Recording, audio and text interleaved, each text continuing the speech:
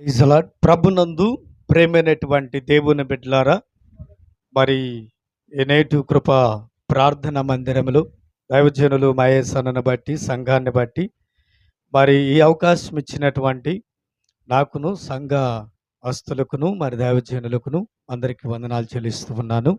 ప్రభునందు ప్రేమైనటువంటి దేవుని బిడ్డలారా, మరి నాకు మరి పరిచయమైన ఆగస్టిన్ వారి పుట్టినరోజు సందర్భముగా మరి దేవుని వాక్యములో మనం భాగాన్ని పంచుకుందాం. మనం అందరం కలిసి మనకందరికీ తెలిసిన వాక్యములోనే మరి అందులోనే దేవుని యొక్క సారాంశము, అందులోనే దేవుని యొక్క వాక్యము మనకు బలమైనదిగా ఉంటుంది.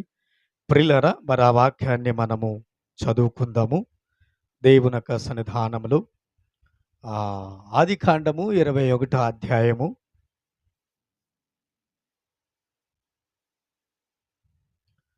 మరి 8వ వచనము. ప్రియులారా, అక్కడ ఆ వచనాన్ని మనము చదువుదాం. ఇస్సాకు పాలు విడిచిన దినమందు అబ్రహాము గొప్ప విందు చేసెను. అప్పుడు అబ్రహామునకు ఐగుప్తురాలైన హాగరు కనిన కుమారుడు పరిహాసించుట శారా చూచి, ఈ దాసిని దీని కుమారుని వెళ్ళగొట్టుము, ఈ దాసి కుమారుడు నా కుమారుడైన ఇస్సాకుతో వారసుడై ఉండడని అబ్రహాముతో అనెను. చాలు, చిన్న ప్రార్థన చేసుకుని వాక్యంలోకి వెళ్దాం. పరిశుద్ధుడా, ప్రేమ కలిగిన తండ్రి, నీకు వందనాలు. చదివిన లేఖనములు భాగములను మీరు మాతో బిడ్డలతో మాట్లాడమని ప్రార్థన చేస్తున్నాను. నీ మాటలు నా నోటి ఉంచి ప్రతి ఒక్కరితో మాట్లాడి మీరు మహిమ పొందమని తండ్రి, మీ సన్నిధిని మాకు తోడుంచమని ప్రార్థిస్తూ మరి ఈ ఆగస్టిన్ బర్త్డే సందర్భముగా ప్రభువ నీ వాక్యము మా అందరితో మాట్లాడి మహిమ పొందమని యేసు నామములో అడుగుచున్నాను తండ్రి. ఆమేన్, ఆమేన్. ప్రభునందు ప్రేమైనటువంటి దేవుని బిడ్డలారా, మనకందరికీ తెలిసిన వాక్యం ఏమిటంటే, ఇది ప్రతి ఒక్కరికి తెలుసు. అయితే దేవుని యొక్క వాక్యములను చూస్తే వీరికి పిల్లలు లేని సంతానము ఒకటి లోటు ఉంది. ఏమి లోటు ఉంది? అంత ఉంది. అర్థమైనా? సమస్తము అబ్రాముకుంది, కానీ లోటు మాత్రం ఒకటి ఉంది. ఏమిటిది అది లోటు అంటే? సంతానం.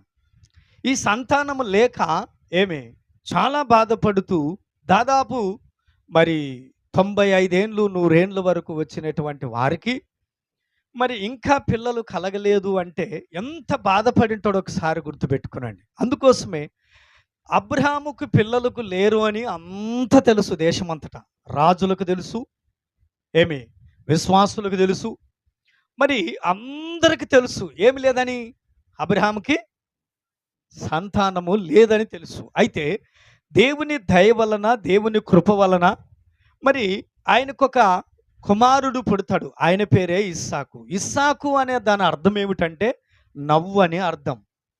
ఏమని అర్థము? ఇస్సాకు అంటే నవ్వు అని అర్థం. ఎందుకు నవ్వు అని అర్థం అంటే 95 ఏండ్లలోనూ 100 ఏండ్లలో వాళ్ళకి గర్భఫలము దేవుడు ఇచ్చాడు. ఈ వృద్ధాపములలో దేవుడు వారికి గర్భఫలం ఇచ్చాడు గనక వారికి ఇప్పుడు ఏం కలిగింది? నవ్వు కలిగింది. ఆ నవ్వే ఇస్సాకు అనే పేరుకు అర్థం. అయితే ఇంకొకటి ఏమిటి? మరి ఆయనకి ఇచ్చిన తర్వాత మరి దేవుడు ఆయన్ని నెమ్మదిగా పెట్టాడంటారా? అబ్రహాముని నెమ్మదిగా పెట్టాడా? లేదు. ఎందుకు నెమ్మదిగా పెట్టలేదు? తిరిగి ఇదే ఇస్సాకును ఓరేబి కొండపైకి బలి అర్పణ దేవుడు మళ్ళీ కోరాడు. అంటే నువ్వు విశ్వాసములో ఉన్నావా లేదా? అంటే ఇంత పరీక్ష పెట్టడానికి, ఒకటి సంతానములో పరీక్ష, 2 ఇచ్చిన తర్వాత మళ్ళీ ఇది ఇంకా కఠినమైన పరీక్ష. ఈ పరీక్షలలో ఏమి అబ్రహాము నెగ్గాడు. అర్థమైనా? ఈ పరీక్షలలో అబ్రహాము నెగ్గాడు. ఎందుకు నెగ్గాడు అంటే దేవుని సన్నిధిలో సమర్పించడానికి నీ కుమారునికైనా ఆయన వెనకంజు వేయలేదు. కాబట్టి ఇలాంటి సమర్పణ త్యాగము చేయటానికి ఈ రోజుల్లో మనం తల్లిదండ్రులు ఉన్నామా? మరి ఇంత గొప్ప పరిచర్యకి త్యాగము చేసిన అబ్రహాము దేవుని యొక్క సన్నిధానములో ఎన్ని వచ్చినా ఈ గొప్ప విషయంలో మనం ఏం చూడాలంటే, తన ప్రాణానికి అపాయం వచ్చినా, కుమారునికి అపాయం వచ్చినా కానీ వాళ్ళు వెనకంజు వేయలేదు. ఎందుకంటే ఇట్లా దొబ్బితే పడతాడు. ఇసాకు అబ్రాహామును దొబ్బితే పడతాడు. అంటివెంటి వృద్ధాపములో కూడా బలి ఏదినైనా అంటాడు. ఏమంటాడు? బలి ఏదినైనా అంటాడు. అప్పుడు గుండె పగులుతవి తండ్రికి. మరి ఎవరు బలి అంటే ఏమని చెప్పాలి మరి కదా? అందుకు అబ్రహాము గుండెలు పగిల తర్వాత అతను తానే లోపలన మనసులో పెట్టుకొని నాయనా వస్తుంది బలి కావాల్సినది. అంత త్యాగం చేశాడు అబ్రహాం. ఇంత త్యాగం చేసి సమర్పణకు బిడ్డలను త్యాగం చేసినటువంటి కుటుంబాలు బైబిల్లో చాలా మందిని మనం చూడగలం. ఒకరిని ఇద్దరిని కాదు, చాలా మందిని చూడగలం. ఈ కఠినమైనటువంటి శ్రమల గుండెల్లో కూడా దేవునికి సమర్పణ చేశారు బిడ్డల్ని. ఏం చేశారు? దేవునికి సమర్పణ చేశారు, సేవకు సమర్పణ చేశారు, త్యాగము చేశారు. మరి ఇంత త్యాగము చేసినటువంటి దేవుని సమర్పణలో మనం ఒకటి చూడాలి. లేక మన కుమారుని పుడితే అమ్మ నువ్వు సేవకు పంపియమ్మంటే నాకు ఒకే కుమారు సార్ నానెందుకు పంపిస్తే సేవకు అంటారు అనరా? లేక 30 ఏళ్ళకో 40 ఏళ్ళకో నాకు కుమారుడు పుట్టాడు, నువ్వు వచ్చి కుమారుని సేవకు రమ్మని నువ్వు పిలుస్తావు, నాకు లేక పుట్టాడుగా కుమారుని, నేనెందుకు పంపిస్తాను సార్ కుమారుని సేవకి అంటారు అనరా? చాలామంది సేవకు పంపిస్తామని వెనకంజనేసిన వాళ్ళు మాత్రం మా కళ్ళ ముందరే ఉన్నారు. మరి అబ్రాహాం ఎందుకు వెనకంజనేయలేదు మరి? కానీ ఆయనే ఇచ్చాడు, ఆయనే తీసుకునడానికి సిద్ధం కాబట్టి అందుకోసం ఆయనకు ఒక గొప్ప పేరు అక్కడి నుంచే ప్రారంభమైంది. గుర్తుపెట్టుకునండి. 1 ఏళ్లకు 2 బలి అర్పణ చేయటానికి వెళ్ళినప్పుడు ఈ రెండిటిని పరీక్షను బట్టే ఆయన గొప్ప విశ్వాసులకు తండ్రి అని పిలువబడ్డాడు. ఏమని పిలువబడ్డాడు? విశ్వాసులకి తండ్రి అని పిలువబడ్డాడు. విశ్వాసులకు తండ్రి అని పిలువబడ్డానికి ఊకే రాలేదు ఆ పేరు. అర్థమైనా? ఆ పేరు ఊకే రాలేదు. ఆ పేరు విశ్వాసులకు తండ్రి అని మనం సులభంగా చెప్తాం. కానీ ఆయనకున్న ముందు సమస్యలు ఎన్నున్నవో ఒకసారి మనం చూడండి. ఎన్నో ఒడిదుడుకులు, ఎన్నో సమస్యలు. అటువంటి సమస్యల్లో కూడా అప్పుడు ఆయన ఏమంటాడంటే, ఇప్పుడు అంటాడు, పాలు విడిచిన వెంటనే గొప్ప విందు ఏర్పాటు చేశాను. ఏమిందు ఏర్పాటు చేసినట?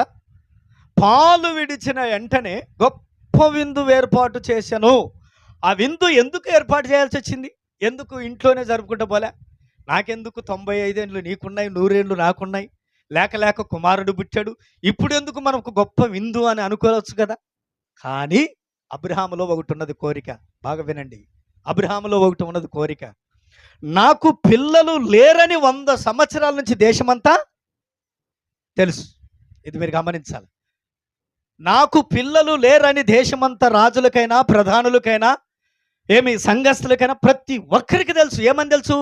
నాకు పిల్లలు లేరన్న విషయం తెలుసు. కాబట్టి ఈ పిల్లవాడు పాలు విడిచిన దినమందే గొప్ప విందును ఏర్పాటు చేశాను. ఆ ఏర్పాటు ఎందుకు చేశాడంటే, అప్పుడు రాజులను ప్రధానులను ప్రజలను పిలిపించి గొప్ప విందు చేశాను. విందు చేసి ఎందుకు చేశాడంటే, ఇతడు ఇప్పటి నుంచి కుమారుడు ఇతనికి పుట్టాడు, ఇతని పేరే ఇస్సాకు. ఇప్పటి నుంచి ఇప్పుడు ఏం తొలగిపోతుంది చెప్పండి? ఆ గొప్ప విందు పెట్టిన తర్వాత ఒకటి తొలగిపోతుంది. ఏం తొలగిపోతుంది? గొడ్రాలు అనే పదము తొలగిపోతుంది. ఎందుకు తొలగిపోతుంది? ఈయన గొప్ప విందు పెట్టి ఏర్పాటు చేసి అందరి తెలియపరిచాడు, నాకు ఈ కుమారుడు పుట్టాడు. ఏమని పుట్టాడు? నాకు ఈ కుమారుడు పుట్టాడు గనక. ఎప్పుడు పుట్టాడు? 95 ఏళ్ళు 100 ఏళ్లలో. ఇంత వయసులో నాకు కుమారుడు పుట్టాడు కాబట్టి అందరిని పిలిచి ఎవరికి తెలియదో వాళ్ళందరూ తెలుసు. అప్పుడు అనుకున్నారు అబ్రహాముకు కుమారుడు ఇస్సాకు పుట్టాడని. తర్వాత ఇంత గొప్ప పరిచర్య చేయటానికి వాళ్ళల్లో ఉన్న అనుభవాలు మనము కూడా నేర్చుకోవాలి. మన పిల్లలని ఏమిట్లో పెంచాలి? 1 ప్రార్థనలు పెంచాలి, 2 వాక్యములు పెంచాలి, 3 మందిరములు పెంచాలి, 4 క్రమశిక్షణలో పెంచాలి. ఎవరు పెంచాలి? పాస్టరా? ఎప్పుడైనా ఎవరు పెంచాలి? తల్లిదండ్రులు పెంచాలి. తల్లిదండ్రులు ఈ 4 విషయాలు కేర్ తీసుకుంటే వాడు అప్పుడు నుంచి ఏమవుతాడంటే, దేవుని సన్నిధిలో ఎదగడానికి, వదగడానికి, ప్రారంభించడానికి, ఆత్మీయంగా బలపడడానికి, ముందుకు నడవడానికి దేవుడు ఇచ్చే వాక్యానుసారంగా నడుచుకునడానికి పిల్లలు ఆత్మీయంగా బలపడతారు, తర్వాత ఎదుగుతారు. ఈ రెండో కుమారుని కూడా మనం చూద్దాం. ఈ కుమారుడు ఇంతగా ఆశీర్వదించబడ్డానికి ఎందుకు రెండో కుమారుడు కూడా అంతగా ఆశీర్వదించబడ్డ అన్నయ్య ఎంతమందికి తెలుసు మీకు? ఎల్కానా అన్నయ్య ఎంతమందికి తెలుసు? చెప్పండి, ఎంతమందికి తెలుసు ఆ బిడ్డ? కదా, మొదటి సాముయేలు 1:28 చదవండి. మొదటి సాముయేలు 1:28. ఇక్కడ ఒకటి మనం ఇసాకును చూసాం, ఇప్పుడు రెండు ఎవరిని చూస్తాం మనము?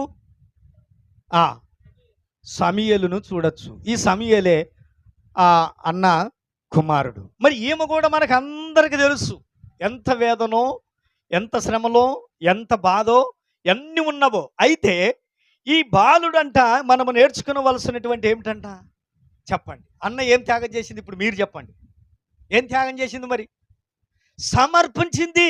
అంటే నాకి కుమారుడు పుడితే నీకే నేను ఇస్తాను. కుమారుడు పుట్టినాక ఇల్లు ఏం చేస్తారు? నాకు కుమారుని పుట్టాలని ప్రార్థన చేస్తారు. కుమారుని పుట్టినాక ఇళ్ళని తాకడానికి పెట్టుకుంటారు. దేవుని పరిచర్యకి మాత్రము చెప్పండి, నాకు మాత్రము కుమారుని పుడితే పరిచర్య చేపిస్తా, సేవ చేపిస్తా, గొప్ప సేవ చేపిస్తా, అది చేపిస్తా, ఇది చేపిస్తా అని దేవుని దగ్గర ఒడంబడకలు ఎన్నో చేస్తాం. కుమారుని పుట్టిన తర్వాత ఏం చేస్తాం మనముగా? సార్ సార్ లేక ఒక కుమారుడు పుట్టాడా? అయితే ప్రభునందు ప్రేమేనే. మరి ఇప్పుడు అన్న ఏం చేసింది? మీరు చెప్పండి, ఏం చేసింది అన్న? దేవునికి ప్రతిష్ఠించింది, సమర్పణ చేసింది, ఇచ్చిన మాటకి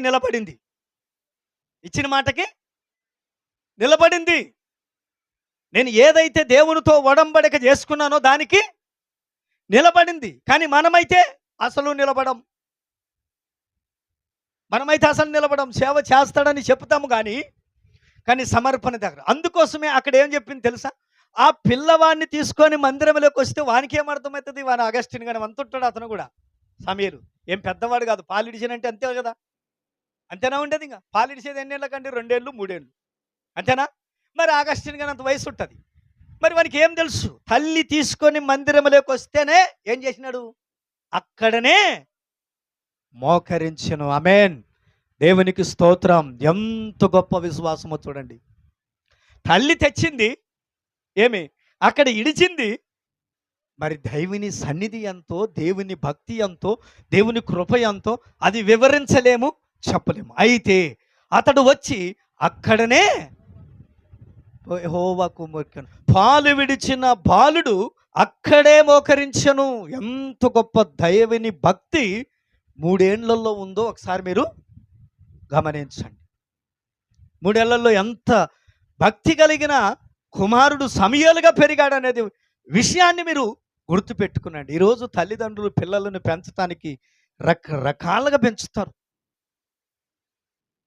అదుపు లేదు, అద్దు లేదు. పిల్లల్ని పెంచటానికి అదుపు లేదు, అద్దు లేదు. పిల్లల్ని రకరకాలుగా పెంచడానికి అదుపు అద్దు లేకుండా పిల్లల్ని పెంచే పరిస్థితులు మనం చూస్తాం. దేవుని నమ్మిన ప్రియమైనటువంటి దేవుని బిడ్డలారా, ఇసాకు అనే పేరుకు నవ్వు. సమూయేలు వచ్చేసి తల్లి విడిచిన వెంటనే అతడు అక్కడే మోకరించెను. మరి వానికి ఏం తెలుస్తుంది? చిన్నవానికి ఏం తెలుస్తుందండి? కానీ దేవుని ప్రభావము అతనిలోనికి వెళ్ళింది. ఎప్పుడు వెళ్ళిందని మీరు అడగడే. వాడు పిండము గర్భములో ఉండగానే అన్న ఇడిచిన కన్నీరు, అన్న చేసిన ఒడంబడిక, అన్న చేసిన ప్రార్థన, ఆ ప్రార్థనలో ఉన్న పిండములో ఉన్న వానిలోనికి ఆ ప్రార్థన సచ్చుకునింది. అర్థమైనా? పిండములలో ఉన్నటువంటి వానికి ఆ ప్రార్థన సచ్చుకునింది. కాబట్టి రాగానే ఏం చేశాడు?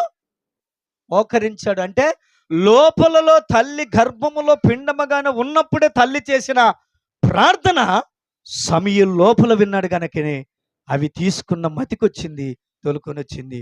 వాడు వెంటనే మ్రొక్కెను కదా. సామెతల గ్రంథం 22:6.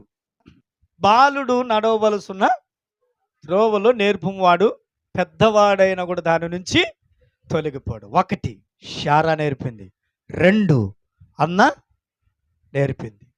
అర్థమైనా? ఎవరు నేర్పారు ఇప్పుడు వీళ్ళకి? 1 శారా నేర్పింది, 2 అన్న నేర్పింది. బాలుడు నడవలసిన త్రోవల వారికి వాళ్ళని నేర్పారు కాబట్టి వాళ్ళు నేర్చుకున్నారు. ఈరోజు మనం నేర్పుతున్న మా బాలునికి, వానికి ఏం నేర్పితే చాలు?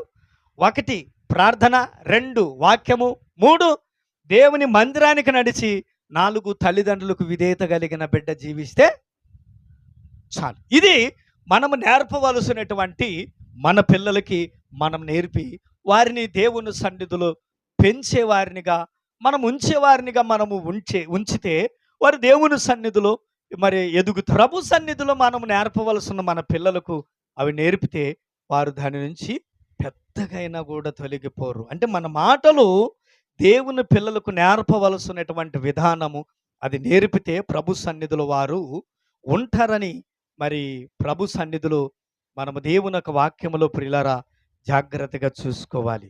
తర్వాత వారి ప్రతి విషయంలో మనము జాగ్రత్తగా పడి వారి మనసులను ఎరిగే వారిగా ఉండాలి. వారిని గమనించాలి. వారిని దేవుని సన్నిధిలో మరి నడిపించే దేవుని పిల్లలుగా, కుమారులుగా వారు కూర్చుండట కానీ, లేచుట కానీ, నడుచుట కానీ. అందుకోసమే ద్వితీయోపదేశ కాండంలో ఒక మాట ఉంటుంది చూడండి. ద్వితీయోపదేశ కాండం 6వ అధ్యాయం 7వ వచనం ఏమని రాయబడిందంట? మరి మనము ఎప్పుడు నేర్పాలంటే మనకి చెప్పండి. అభ్యాసము చేయాలి. ఎప్పుడు చేయాలా? 1 కూర్చున్నప్పుడు కానీ, పండుకున్నప్పుడు కానీ, నడుచున్నప్పుడు కానీ, ప్రతి విషయంలో వాడిని మనము జాగ్రత్తగా చెప్పండి. బైబిల్లో రాయబడిన మా మాటలు కదా. మనం అభ్యాసన చేయాలి. సంభాషణ చేస్తేనే కదా మరి దేవునితో సంభాషణ చేస్తే మనకి కూడా నేర్చుకుంటాం. తల్లి కానీ, తండ్రి కానీ కుమారులతో కూడా సంభాషణ చేయాలి. ఏ త్రోవలో నడుస్తున్నాడు, పండుకున్నాడా లేదా, కూర్చున్నాడా లేదా, ఇవన్నిటిని మనం గమనించాలి. పిల్లలు నాడిని గమనించగలిగిన తండ్రి ఉండాలి, నాడిని గమనించగలిగినటువంటి తల్లి ఉండాలి. ఈ తల్లిదండ్రులకి ఇంత భారం బాధ్యత మరి పెట్టాడు ప్రభు. మరి మనము విడిచిపెట్టి మన పిల్లల్ని మనం విడిచిపెడితే బాగుంటుందా? కాబట్టి ప్రభునందు ప్రేమైనటువంటి దేవుని బిడ్డలారా, పిల్లలకు మనము నేర్పవలసిన మన మాటలు చాలా ఉన్నవి. చాలా మనం నేర్పించాలి కదా. చాలా మనం నేర్పించాలి. ఎప్పుడైతే నేర్పిస్తామో అప్పుడు మనం ప్రార్థనలో పిల్లలుగా పెంచేవారినిగా, వారు ఆత్మీయంగా ఎదిగే బిడ్డలుగా, వారు ఆత్మీయంగా బలపడే బిడ్డలుగా. 1 ఇసాకును గుర్తు చేసుకునండి, 2 సమూయేలును గుర్తు చేసుకునండి, 3 మనం బాలునికి నడవలసిన త్రోవలో మనము నడిపించాలి. కానీ ఇక్కడేం మనకు గుర్తు చేస్తుందంటే మనం పిల్లలతో మనము అభాషణ చేయాలి. వాళ్ళకు త్రోవ నేర్పించాలి.